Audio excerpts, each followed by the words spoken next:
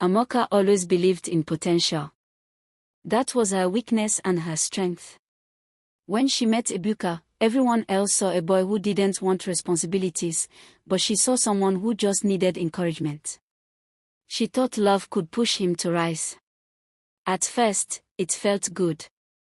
Ebuka was playful, charming, and always had a joke ready. But charm couldn't feed them, and jokes couldn't pay rent. Slowly, Amaka realized she was the only adult in the relationship. Every morning, she woke up before dawn, prepared food, rushed to work, and still came home to cook again. Ebuka, on the other hand, slept in, watched movies, and went out with friends. Anytime she begged him to look for a job, he shrugged and said, "Things are hard. Something will come." But he never searched. Not once. Even when she gave him money to start something small, he blew it on games, drinks, and excuses. Still, Amaka stayed. She convinced herself that loyalty meant carrying the load for both of them. She fed him, clothed him, gave him transport money, and even borrowed for his needs. And the heartbreaking part.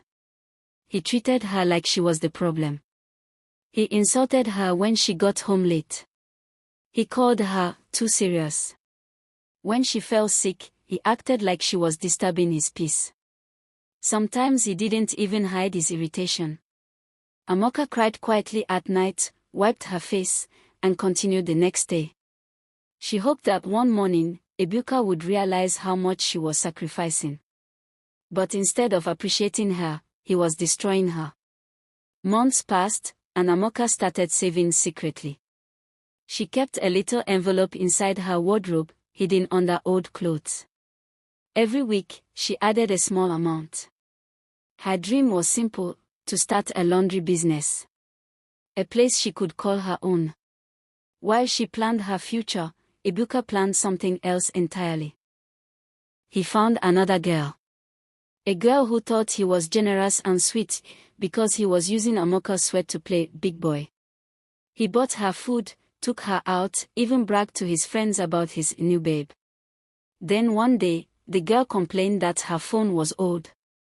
That was when Ebuka crossed the final line. He stole a huge chunk of Amaka's savings and bought a brand new phone for his side chick.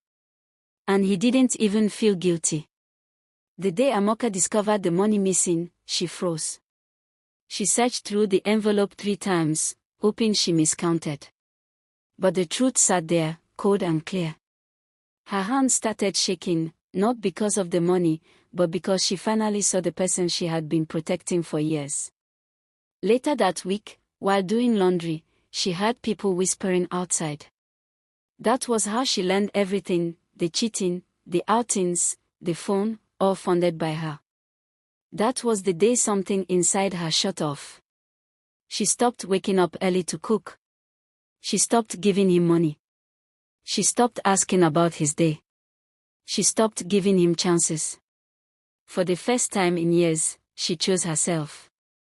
Amaka worked harder, kept growing her savings again, and within months she finally opened her laundry shop. A small space at first, but neat, organized, and hers. She put up the signboard with pride. People praised her. Customers grew. Her confidence came back. Meanwhile, Ebuka felt the shift. He no longer had breakfast ready. No longer had transport money. No longer had unlimited support. He became restless. He tried to act sweet again, tried to help with small things he should have been doing years ago. But it was too late. Amaka had outgrown him. One evening, after closing her shop, she came home, packed her bags calmly, and told him, "I'm done." No shouting. No tears. No long speech. Just the truth. Ebuka panicked. He knelt down, begged, cried, made promises, even blamed the other girl.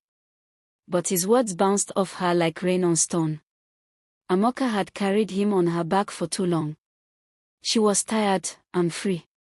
She walked out and didn't look back. Ebuka learned too late that you can't mistreat someone who was holding your whole world together. And Amaka. She stepped into a new life with peace, pride, and a business she built from scratch.